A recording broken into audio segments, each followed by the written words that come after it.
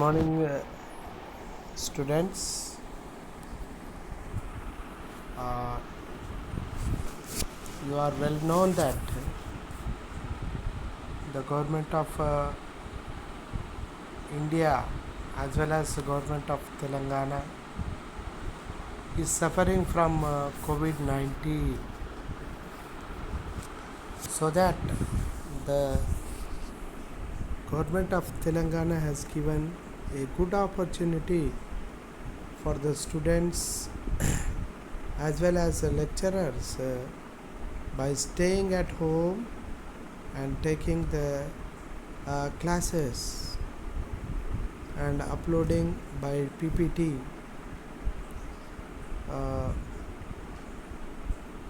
Because to prevent COVID-19 third phase seriously, which is very serious, the government of government degree colleges students throughout the state as well as the lecturers also.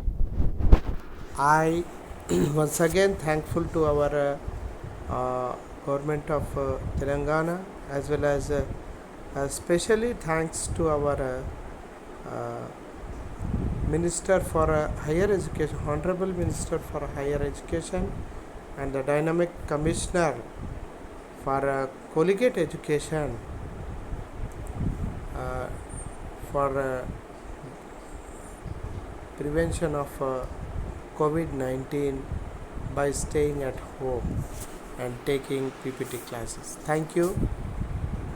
Today, myself, Ratnazade Pragna Kumar, a lecturer in computer science, that is Department of Computer Science, Government Degree College, Sciences, Adilabad, at Adilabad. And direct we come to the class. Here, scheduling algorithms, that is priority scheduling, round robin scheduling, multi-level queue scheduling, and the multi-level feedback queue scheduling. These are the topics today. Process synchronization and the critical section problem.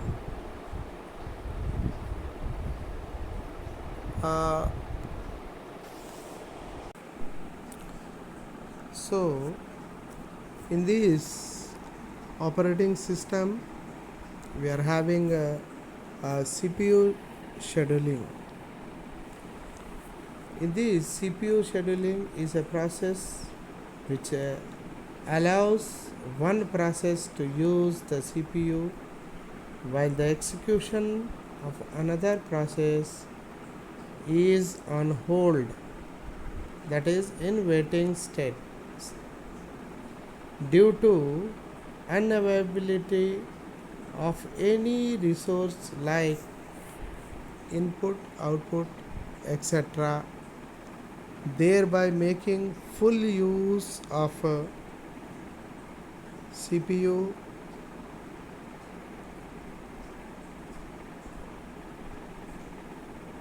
The aim of CPU scheduling is to make the system efficient, fast, and fair. Whenever the CPU becomes idle, the operating system must select one of the process in the ready queue to be executed. This selection process is carried out by the short-term scheduler or CPU scheduler. The scheduler selects from among the process in memory that are ready to execute, the allocates the CPU to one of them. And here CPU scheduling dispatcher. Another component involved in the CPU scheduling functions is the dispatcher. The dispatcher is the module that gives control to the CPU to process selected by the short-term scheduler. This function involves switching contents, switching to user mode, that is jumping to the proper location in the user program to start that program from where it left last time. The dispatcher should be as fast as possible, given that it invokes during every process switch, and the time taken by the dispatcher to stop one process and start another process is known as dispatch latency. Dispatch latency can be explained by using below figures. Okay, and here types of scheduling.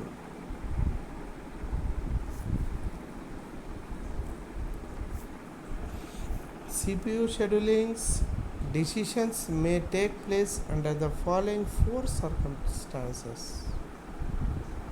When a process switches from the running state to the waiting state for input output request or invocation of wait for the termination of one of the child processes. When a process switches from the running state to the ready state, for example, when an interrupt occurs. Okay, and next, when a process switches from the waiting state to the ready state, for example, completion of input output. And when a process terminates in circumstance 1 and 4, there is no choice in terms of scheduling a new process.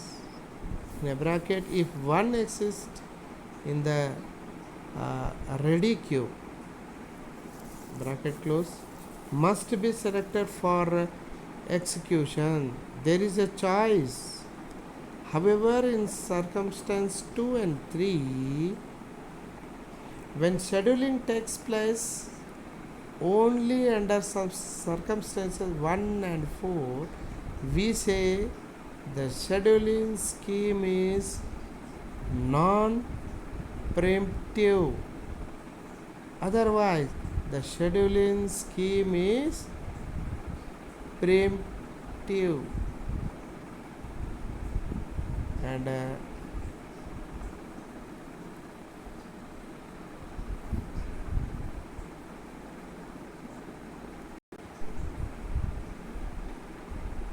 here, to dedicate which process to execute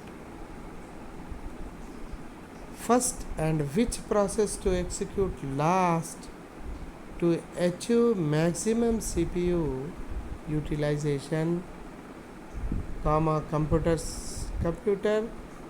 scientists have defined some algorithms. What are they?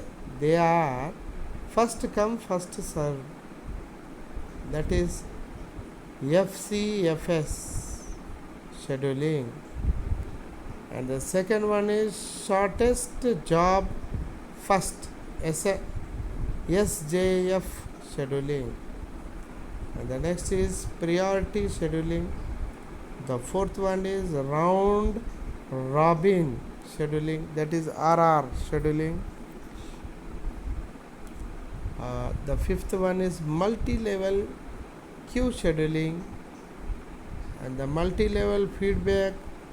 The last one, queue scheduling, multi-level feedback queue scheduling. These are the 5 schedules algorithms. Here, the first one, first come first service, serve scheduling. In the first come first serve scheduling algorithm, as the name suggests, the process which arrives in the process which arrives first gets executed first, or we can say that the process which requests the CPU first gets the CPU allocated first. First come first serve is just for FIFO, first in first out, queue data structure, where the data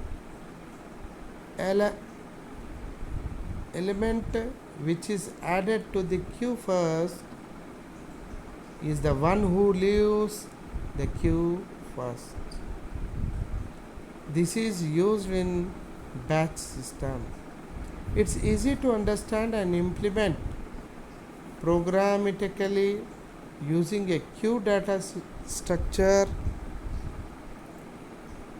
where a new process enters through the tail of the queue and the schedule select process from the head of the queue. A perfect real life example of FCFS scheduling is buying tickets at a ticket counter. Here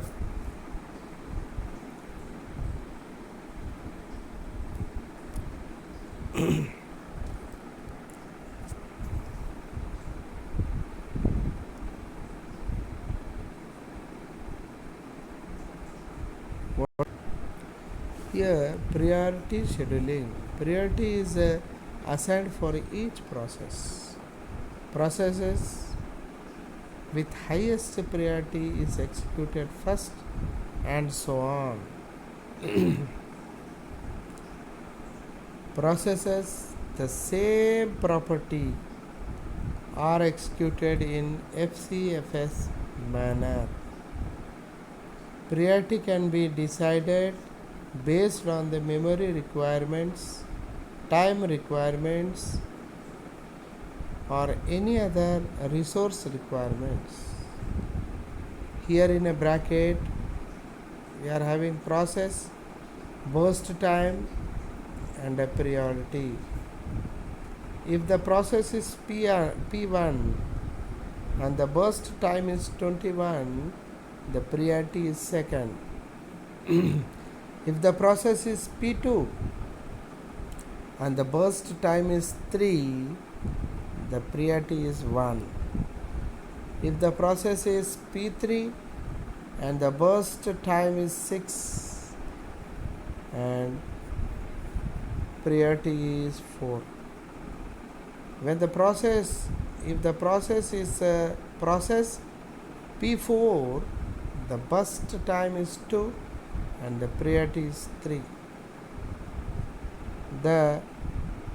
In this chart, the following process based on priority schedule will be P2, that is 0 to 3, P1, that is 3 to 24, P4, that is 24 to 26, P3, that is 26 to 32. The average waiting time will be in a bracket 0 plus 3 plus 24 plus 26, that is whole divided by 4, that is 13.25 ms. And here, what is a round robin scheduling? A fixed time is allocated, a fixed time is allotted to each process called quantum for execution. Once a process is executed for a given time period, that process is preempted and other process executes for a given time period. Content context switching is used to save state of preempted process. Here in an operating system, which is given in a chart, process burst. If a P1 process is P1, the burst time is 21. If process P2, then the time is 3, burst time.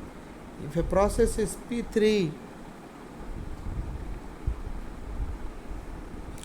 and the burst time is 6, if a process is P4 and the burst time is 2. So here P1, P2, P3, P4, P1 again, and P3 again, P1 again, P1 and again P1 in a boxes. So P1 is 0 to 5, P2 is 5 to 8, P3 is 8 to 13, P4 is 13 to 15, again P1 comes 15 to 20, again P3 20 to 21, again P1 21 to 26, again P1 26 to 31, again P1 31 to 32. The average waiting will be 19 minutes. Here, multi-level scheduling, the another topic. Another class of scheduling algorithms has been created for situations in which processes are easily classified into different groups. For example, a common division is made between foreground or interactive process and background in a bracket or batch processes. These two types of processes have different response time requirements and so might have different scheduling needs. In addition, foreground process may have priority over background process. A multi-level queue scheduling algorithm partitions the ready queue into several separate queues. The processes are permanently assigned to one queue, generally based on some properties of the process, such as memory size, process priority, or process type. Each queue has its own scheduling algorithm. For example, separate queues might be used for foreground and background process. The foreground queue might be scheduled by round robin algorithm, while the background queue is scheduled by FCFS algorithm. In addition, these must be scheduling among the queues, which is commonly implemented as fixed priority preemptive scheduling. For example, the foreground queue may have absolute priority over the background queue. So,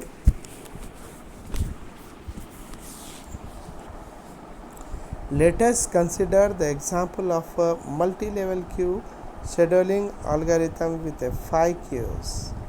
That is system process, interactive editing process, batch process, and a student process.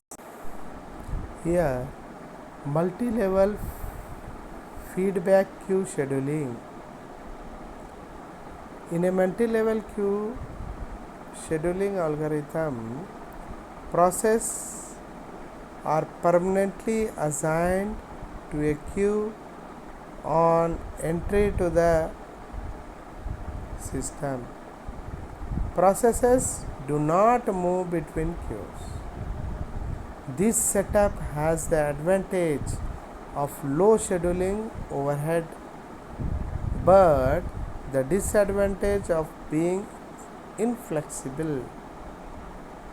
Multi-level feedback queues scheduling, however, allow a process to move between queues. The idea is to separate process with a different CPU burst characteristics. If a process used too much CPU time, it will be moved to a lower priority queue. Similarly, a process that waits too long in a lower priority queue may be moved to the higher priority queue. The form of egging prevent starvation. That is, quantum is equal to 18, quantum is equal to 16, and it comes to FCFS. In general, a multiple feedback queue scheduler is defined by following parameters: the number of queues, the scheduling algorithm for each queue, the method used to determine when to upgrade a process to a higher priority queue, the method used to determine when to demote a process to a lower priority queue, the method used to the definition of a multi-level feedback queue scheduler makes it the most general CPU scheduling algorithm. It can be configured to match a specific system under design. Unfortunately, it also requires some means of selecting values for all the parameters to define the best scheduler.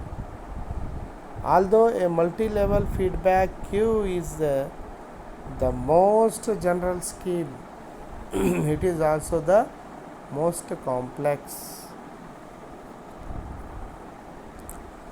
The next topic is process synchronization. Here, process synchronization means sharing system resources by process in such a way that concurrent access to shared data is handled, therefore minimizing the chance of inconsistent data. Maintaining data consistency demands mechanism to ensure synchronized execution of cooperating process. Process synchronization introduced to handle problems that arise while multiple process executions of the problems are discussed below.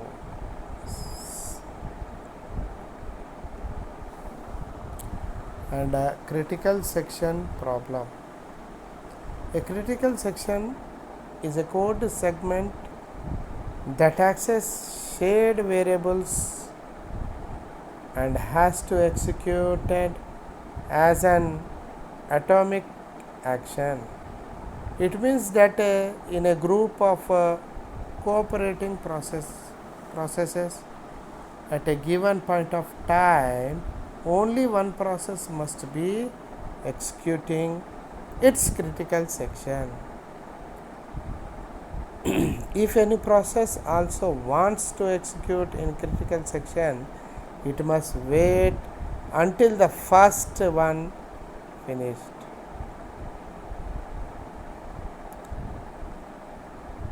Here in a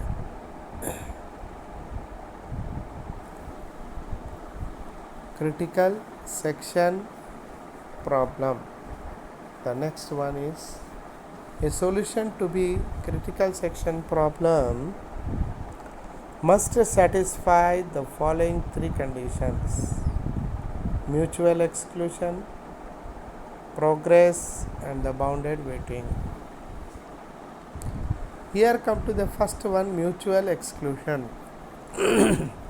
Out of a group of operating processes, only one process can be critical selection at a given point of time is known as a mutual exclusion. The second is progress. If no process is in its critical section, and if no more threads want to execute their critical section, then any one of these threads must be allowed to get into its critical section. And last one is bounded waiting.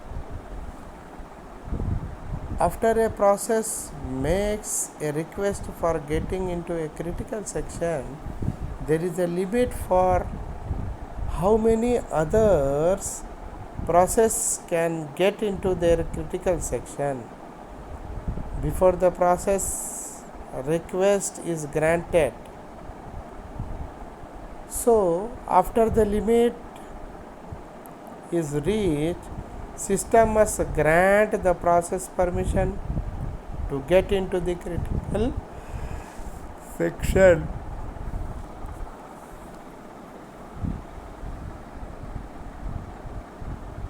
So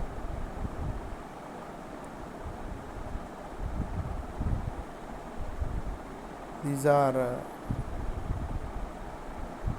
all we have taken classes to which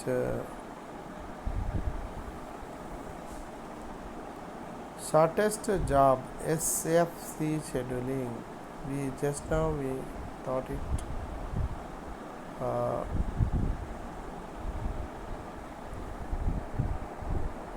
Now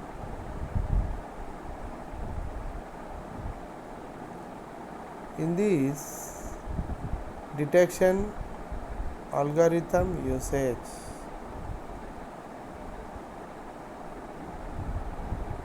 that is when should the deadlock detection to be done, frequently or infrequently? The answer may depends on how frequently deadlocks are expected to occur, as well as the possible consequence of not catching them immediately. If deadlocks are not removed in a bracket immediately when they occur, then more and more process can back up behind the deadlock, making the eventual task of unblocking the system more difficult and possibly damaging to more process. There are two obvious approaches which trade-offs. Do deadlock detection after every resource allocation which cannot be immediately granted. This has the advantage of detecting the deadlock. Uh, one might consider minimum number of processes are involved in a deadlock. One might consider that the process whose request triggered the deadlock condition is the cause of that the process whose request triggered the deadlock, but realistically all of the processes in the cycle are equally responsible for the resulting deadlock. The downside of the approach in the extensive overhead and performance hit caused by checking the deadlocks so frequently. Do deadlocks detection only when there is some clue that a deadlock may have occurred, such as when CPU utilization reduced to 40% or some other magic number. The disadvantages is that deadlock detection is done much less frequency, but the downside is that it becomes impossible to detect the process involved in the original deadlock. As so, deadlock recovers can be more complicated and damaging to more process. As a third alternative comes to mind, keep a historical log of resource allocations. Since that last known time is no deadlocks. Do deadlocks checks periodically once an hour or when CPU usage is low, and then use of historically log to trace through the determined when the deadline occurred, what processes caused the initial deadlock. Unfortunately, it is not certain that breaking the original deadlock would then free up the resulting lock jam. Here, deadlock avoidance. The general idea behind deadlock avoidance is to prevent deadlocks such ever happening by preventing at least one of the aforementioned condition. This requires more information about each process and tends to lead to low device utilization. That is, it is a conservative approach. In some algorithms, the scheduler only needs to know the maximum number of each resource that a process might potentially use. In some complex algorithms, the scheduler can also take advantage of the schedule of exactly what resources may be needed in what order. When a scheduler sees that Starting a process of granting resource request may lead to future deadlocks. Then that process is just not started or the request is not guaranteed. A resource allocation state is defined by the number of available and allocated resources and the maximum requirements of all processes in the system. Safe state. A stage is safe in the system can allot all resources requested by all processes up to their stated maximums without entering a deadlock state.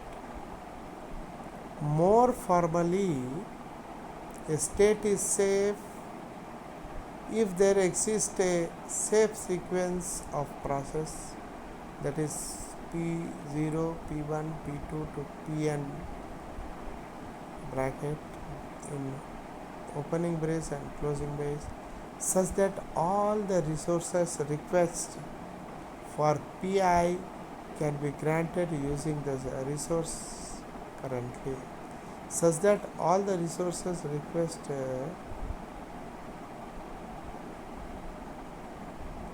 allocated to Pi and all the process Pj, where that is if all the process priority to P1 finish and free up their resources, then Pi will be enabled to finish also using the resource that they have freed up. If a safe sequence does not exist, then the system is in unsafe state, which may lead to deadlock. Or in a bracket, all safe states are deadlock free, but not all unsafe states leads to deadlock. Okay, here deadlock, unsafe and safe. If here three boxes are there, which is maximum needs current allocation and the P0, P1, P2. If P0 the maximum needs 10 and the current allocation is 5. If it is P1, the maximum needs is 4 and the current allocation is 2. If P2, the maximum needs 9 and the allocation 2. So